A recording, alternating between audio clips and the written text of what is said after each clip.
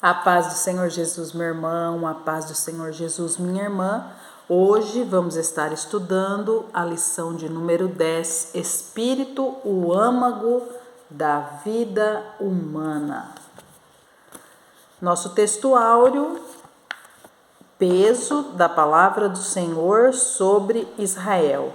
Fala ao Senhor, o que estende o céu e que funda a terra, e que forma o espírito do homem dentro dele. Deus forma o espírito do homem dentro dele. Nossa verdade prática, uma vez livre, nossa alma recebe vida espiritual e dirige nosso corpo para adorar e servir ao Criador, propósito pelo qual fomos criados. Adorar e servir ao nosso Criador, o Deus Todo-Poderoso. Glória a Deus, aleluia.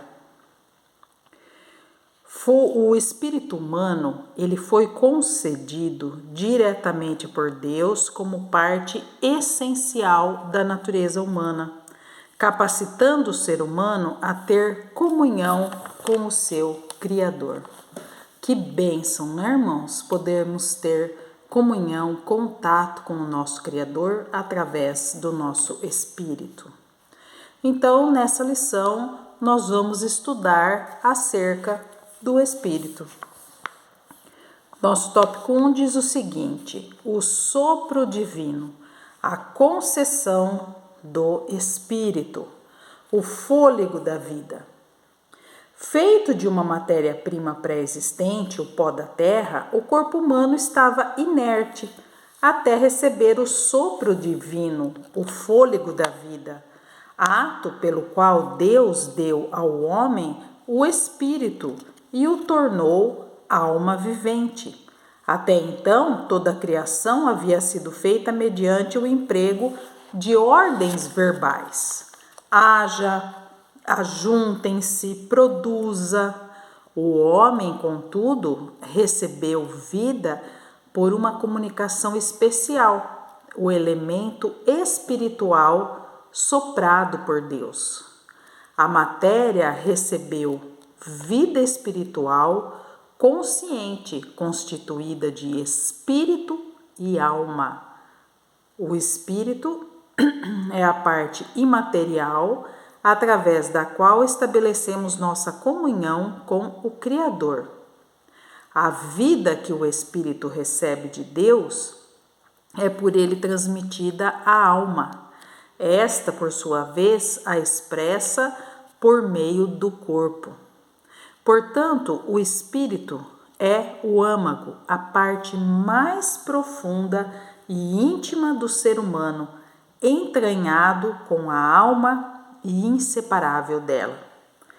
Glória a Deus, aleluia.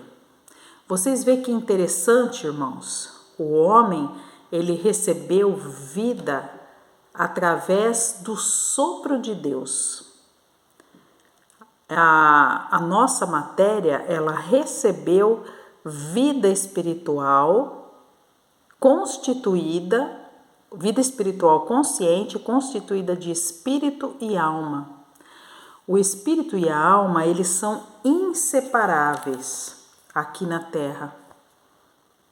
Glória a Deus. No entanto, a palavra de Deus, ela é capaz de discernir, né? E penetrar até a divisão das juntas e medulas e da alma e do espírito. Glória a Deus. Então, o espírito é a parte mais profunda e íntima do ser humano e entranhado com a alma. A singularidade do espírito. Alma e espírito são mencionados ao longo do Antigo e do Novo Testamento como componentes imateriais distintos. Eles são distintos. Zacarias 12:1 diz que Deus forma o espírito do homem dentro dele. Jó faz referência ao corpo representado pela boca, ao espírito e à alma. Há também O bem conhecido texto de Eclesiastes 12:7, e o pó volte à terra como era, e o espírito volte a Deus que o deu. O retorno do espírito para Deus se dá junto com a alma, consciente das ações humanas, boas ou más. Nesse texto, como em outros, ruá, o termo hebraico para espírito, é representativo dos dois elementos espirituais. Da mesma sorte, em diversas passagens, nepresh, alma, é tomada pelo todo imaterial. Então, irmãos, quando nós morremos, nosso corpo vai para a sepultura. O nosso espírito retorna a Deus que o deu. E a nossa alma, ela, consciente de tudo que praticou, vai para o paraíso ou para o lugar de tormentos. A tênue divisão no Novo Testamento, 1 Tessalonicenses 5:23 e Hebreus 4:12, se destacam em relação à distinção entre alma e espírito, pois os mencionam expressamente sem qualquer aparência sinonímica. O segundo texto, aliás, refere-se à tênue divisão que há entre os dois componentes imateriais e é acessada sobrenaturalmente pela palavra de Deus, que penetra até o mais íntimo de nosso ser, onde alma e espírito estão entretecidos. Conclui-se, portanto, que apesar das discussões teológicas a respeito da composição tríplice, espírito, alma e corpo, as escrituras sagradas fazem claras referências às três partes, distinguindo-as.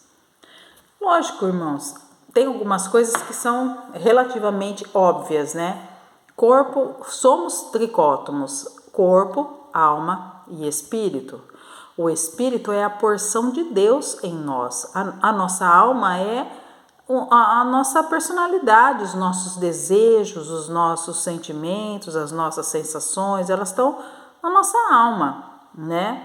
E o nosso corpo, ele é aquilo que nós utilizamos para a vida nesta terra.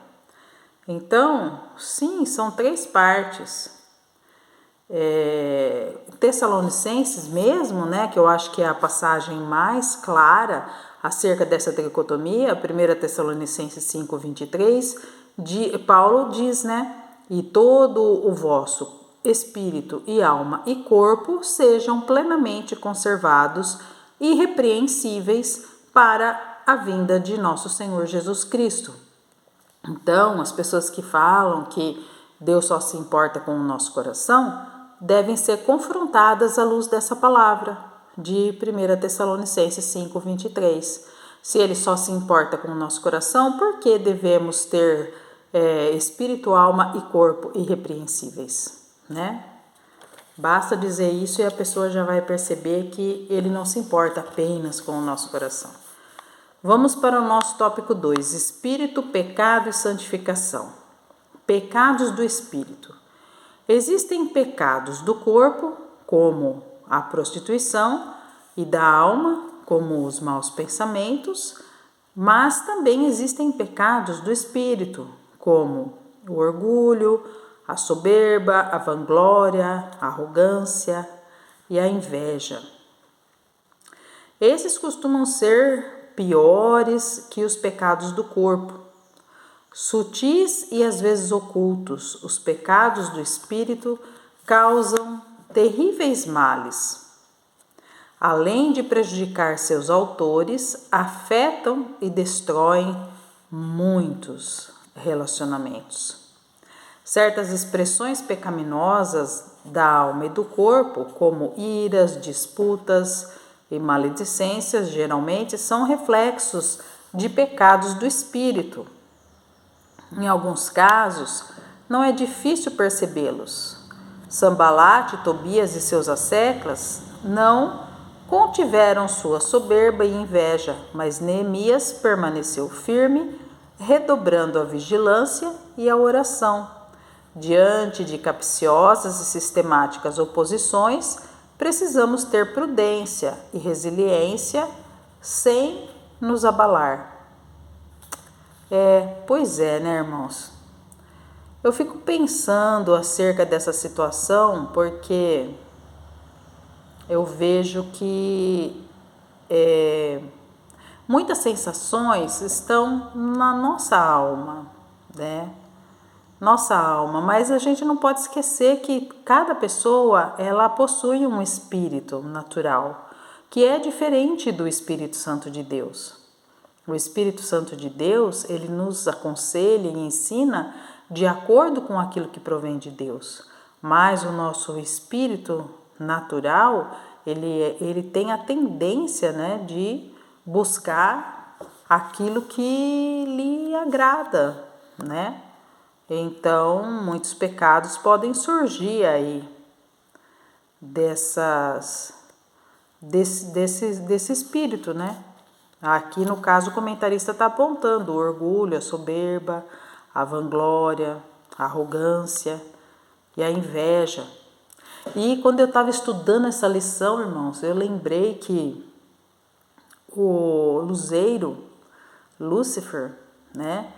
Ele era um espírito criado por Deus.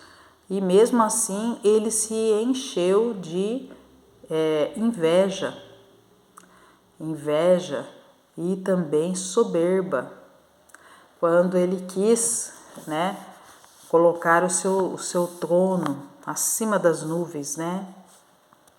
Realmente ele quis ser como Deus. Raízes do pecado. Em 1 Tessalonicenses 5:23, Paulo trata do processo de santificação que deve atingir o ser humano por inteiro. A ordem por ele apresentada, espírito, alma e corpo, não nos parece aleatória. O ato de criação se deu do material para o imaterial. Mas a redenção se dá do espiritual para o físico. É no imaterial, que a Bíblia geralmente chama de coração, que o pecado fica enraizado. Por isso, a verdadeira santificação acontece de dentro para fora. A falta dessa compreensão leva ao legalismo, além de representar grave distorção da doutrina da graça, pela confiança nas próprias obras. Então, o que a gente precisa compreender dessa parte aí? É o seguinte, irmãos, não é o que nós fazemos que vai nos santificar, é o sacrifício de Cristo na cruz por nós, é Ele que nos salva, né? É o Espírito Santo de Deus que nos santifica. As nossas obras, elas acompanham porque somos salvos, então acabamos apresentando obras que são dignas daqueles que são salvos. No entanto, aqui o comentarista está dizendo que é no imaterial que o pecado fica enraizado. Por isso precisamos do novo nascimento, né? A verdadeira santificação, ele diz que acontece de dentro para fora. Porque o que acontece? Muitas pessoas se pautam muito apenas pela aparência. Mas o próprio Senhor Jesus falou, né, que não é o que a pessoa ingere que faz com que ela fique impura, mas sim as coisas que vêm de dentro, as coisas que estão no seu coração, os seus pensamentos, os seus maus intentos. As pessoas às vezes ficam culpando tanto Satanás e esquecem da sua própria maldade, das suas próprias escolhas errôneas que ficam dentro do seu coração, que arquiteta o mal, planeja o mal contra o seu próximo. Precisamos vencer o pecado. A força do pecado arraigado em nosso espírito somente é vencida quando deixamos de confiar em nós mesmos e dependemos inteiramente da graça de Deus e seu poder salvador e santificador. Irmãos, ainda que cumpramos toda a lei, não podemos ser salvos. Somos pecadores, precisamos da misericórdia de Deus e do sacrifício de Cristo. As pessoas que acham que vão ser salvas pelas suas obras, pelos seus atos caritativos, elas estão completamente enganadas. Não temos condições de nos salvar a nós mesmos. A nossa justiça, como a Bíblia diz, não passa de trapo de imundícia. Então, precisamos do sacrifício de Cristo, precisamos da graça de Deus. Como ensina Paulo, a lei do Espírito de vida em Cristo Jesus nos livrou da lei do pecado e da morte. O que é impossível à força humana torna-se possível mediante o poder divino operante em nós. Revestir-se de mansidão e humildade no modelo de Cristo é essencial para uma vida espiritual saudável e frutífera. A arrogância sequer deveria ser nominada entre nós. Quando contendas, inclusive públicas, são feitas em nome de Cristo, é porque ainda não compreendemos o que é o verdadeiro cristianismo.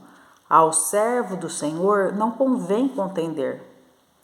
E as pessoas contendem porque elas querem mostrar que elas estão certas. Elas ficam brigando, para mostrar quem tem razão, quando na realidade não deveríamos contender, especialmente em razão das coisas do Senhor. Deveríamos nos subjugar ao ordenamento de Cristo.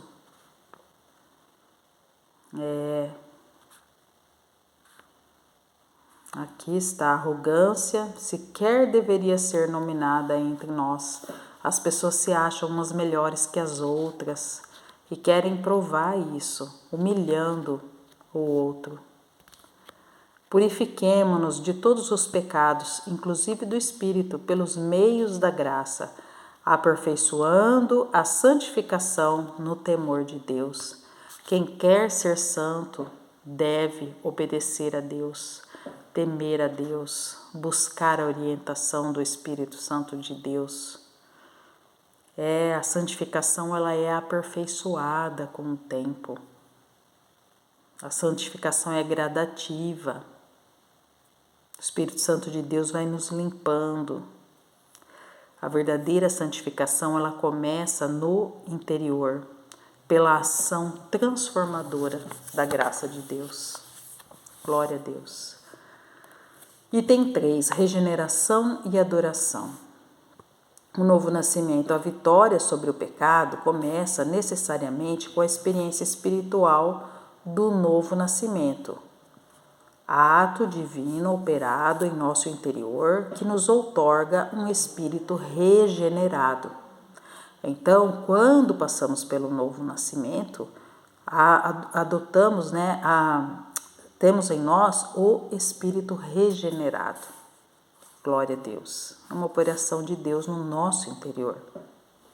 Isso era incompreensível para Nicodemos e seu padrão religioso, assim como é para os que desejam mostrar aparência de piedade sem terem experimentado o sobrenatural processo de regeneração.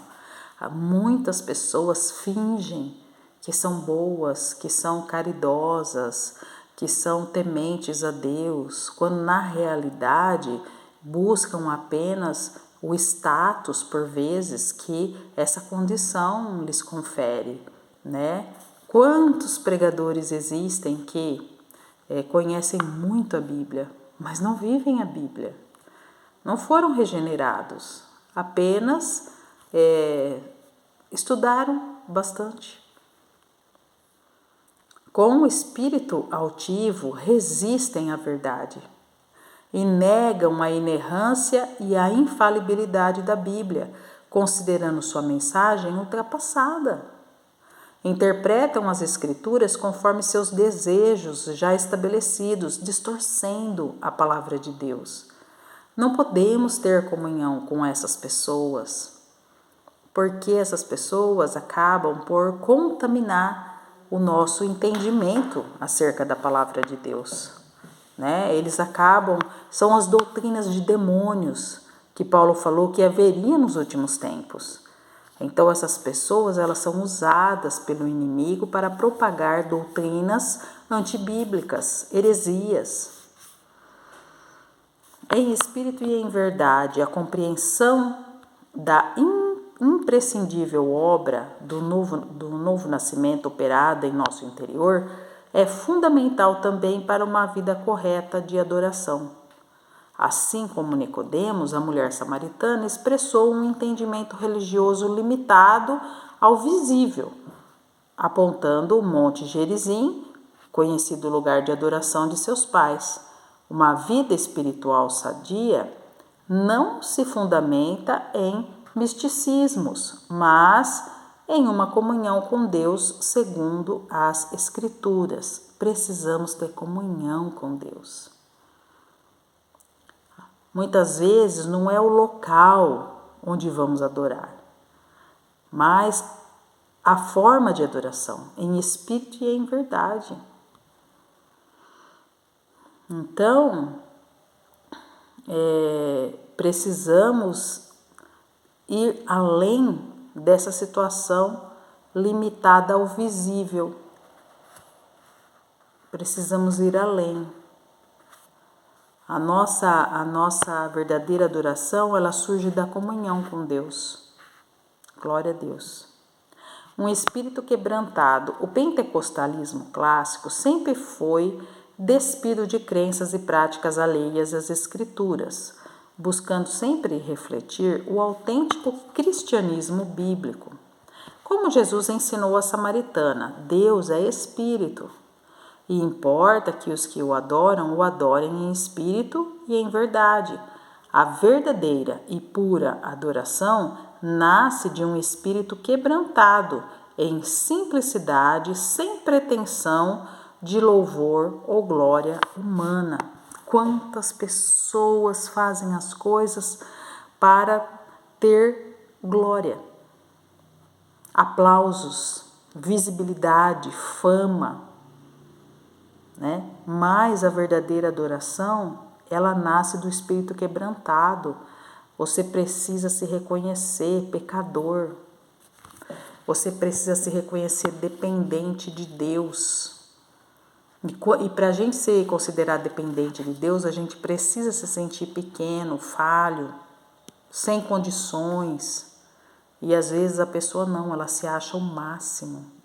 Ela se acha super inteligente, ela se acha super crente, ela se acha muito além, né, do que aquilo que ela precisaria para poder acessar o Senhor. Porque o Senhor, ele espera pessoas humildes. Glória a Deus. Glória a Deus. Vamos para a nossa conclusão. Âmago da vida humana, o Espírito nos foi dado por Deus para que mantenhamos comunhão com Ele. O Espírito nos foi dado por Deus para que mantenhamos comunhão com Ele. Não deixemos que os cuidados da vida nos façam esquecer de que somos seres espirituais. Desfrutar da presença divina fortalece o espírito, alegra a alma e nos enche de vigor para enfrentar os desafios cotidianos em nossa jornada ao céu. Gostou desse conteúdo? Curta, comente, compartilhe e até a nossa próxima aula.